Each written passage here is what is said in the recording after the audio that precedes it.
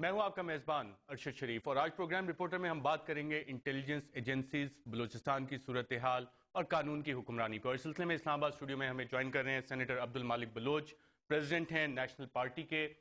Islamabad studio में मौजूद हैं अनीस जिलानी साहब, माहिर कानूनदान हैं, ह्यूमन राइट एक्टिविस्ट भी हैं, और ब्रिगेडियर शौकत कादिर जो रिटायर्ड मिलिट्री ऑफिसर हैं, इंटेलिजेंस में भी उन्होंने सर्व किया है और सिक्योरिटी एनालिस्ट हैं। इसके साथ साथ हम कोशिश करेंगे कि Asma Jahangir, president supreme court bar association, उनसे भी बात करें। लेकिन इससे पहले कि नाज़रीन हम इस पर बात करें, आपको बताते चलेंगे आज सेनेट में वॉकआउट हुआ बलूचिस्तान की सूरत हाल में और ख़ास तौर पर मिसिंग पर्सनस के हवाले से। इससे पहले कि हम उस पर मजीद बात करें, आपको दिखाते हैं कि बलूचिस्तान से कुछ लोग इस्लामाबाद आए और उन्होंने वहाँ पर प्रोटेस्ट किया। हमारे रिपोर्टर आतिफ खान ने उनसे बात की और कुछ ये चीज़ें सामने आई।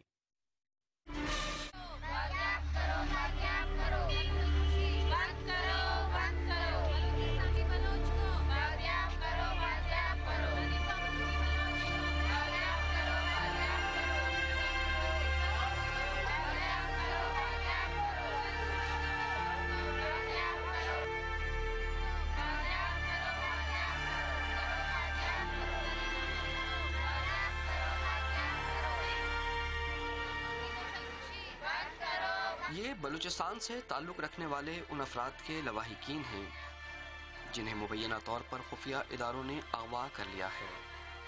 पुलिस और अदालतों के फेरे लगाने के बावजूद इनकी दादरसी करने पर कोई तैयार नहीं। अब ये लोग वफाकी दारुल हुकूमत में सदाए एहतजाज बुलंद करने पहुंचे हैं। बलूचिस्तान से लापता होने वाले अफराद की बाजियाबी के लिए काम करने वाली गैर सरकारी तंजीम voice for Baloch missing persons के मुताबिक रकबे के लिहाज से सबसे बड़े और तरक्की के हवाले से मुल्क के सबसे पसमानदा सूबे बलूचिस्तान में शहरियों के लापता होने के वाक़यात में तेज़ी आई है।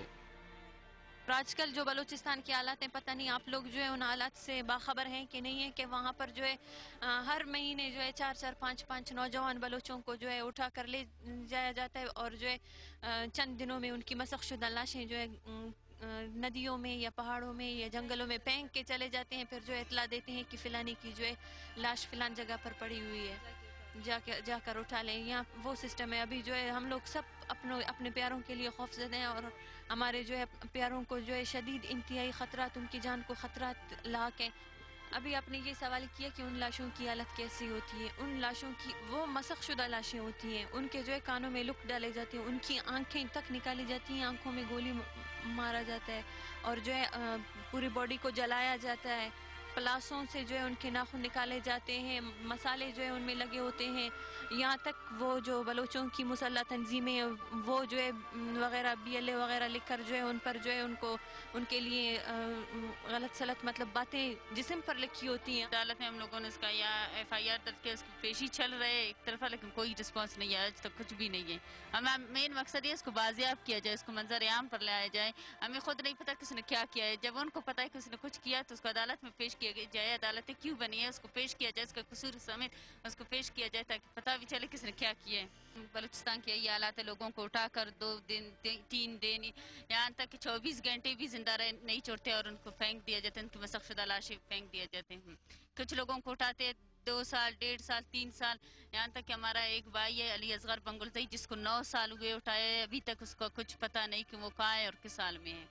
14 अक्टूबर 2010 रात के 2 बजे हमारे घर की चादर चार दीवारी को पामाल करते हुए हमारे घर में घुसे और समीर के कमरे में जाकर समीर के कमरे में जितना भी सामान था वो सब तोड़ फोड़ कर दिया और समीर को कमरे भी मारा। और समीर को जब ले जा रहे थे तो समीर ने आवाज़ दी कि मेरा कसूर क्या है। इतने में मेरी आंखें खुल गई तो मैं देख रही थी कि मेरे सामने मेरे भाई को वो मार रहे हैं। तो मैंने आवाज़ देने की कोशिश की तो कहने लगे कि अगर तुमने आवाज़ दिया तो खुदा ना खास्ता हमारे भाई को शूट करेंगे। इतने में मैं 5 मिनट चुप रही, फिर मेरे आंखों के सामने मेरे भाई को घसीट कर ले गए और मैं कुछ नहीं कर सकी। इतने में मैंने चीख मारी तो अब्बू उठ गए।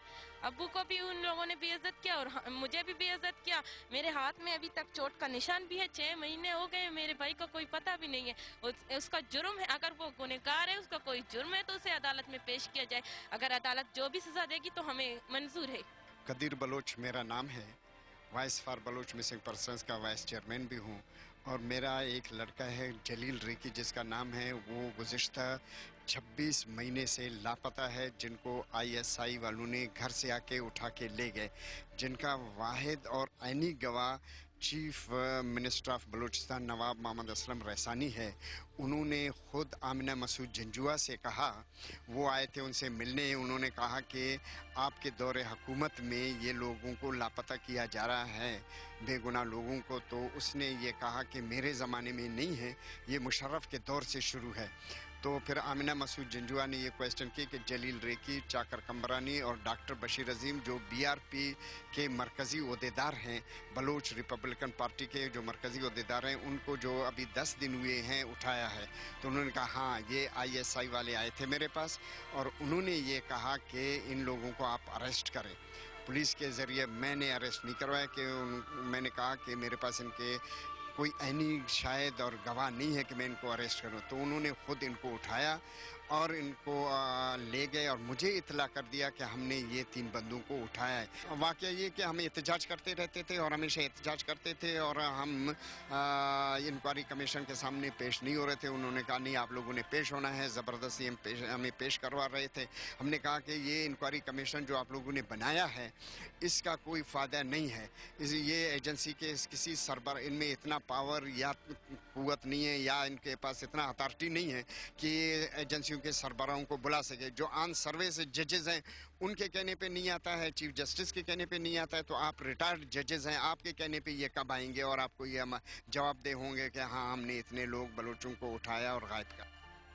गुमशुदा अफराद के लवाहिकीन सिर्फ मीडिया से ही मायूस नहीं, जो हर खबर पर नजर रखने का दावा तो करता है, लेकिन बलूचिस्तान में इंसानी हुकूक की खिलाफ वर्जियों पर खामोश है। बल्कि ये लोग अदलिया से भी मायूस नजर आते हैं। इफ्तिखार मोहम्मद चौधरी साहब सस्पेंड होने से पहले, मुअत्तल होने से पहले उन्होंने बहुत अच्छी बातें की कि जब मैं बहाल होके आ जाऊंगा तो लापता अफराद का जो है ना, वो सबसे मेरा प्रायोरिटी पे होगा, उनके लिए मैं काम करूंगा। जब बहाल होके आ गए तो अब वो थोड़ा सा सुस्त रवैये का मुजाहरा कर रहे हैं इस बारे में।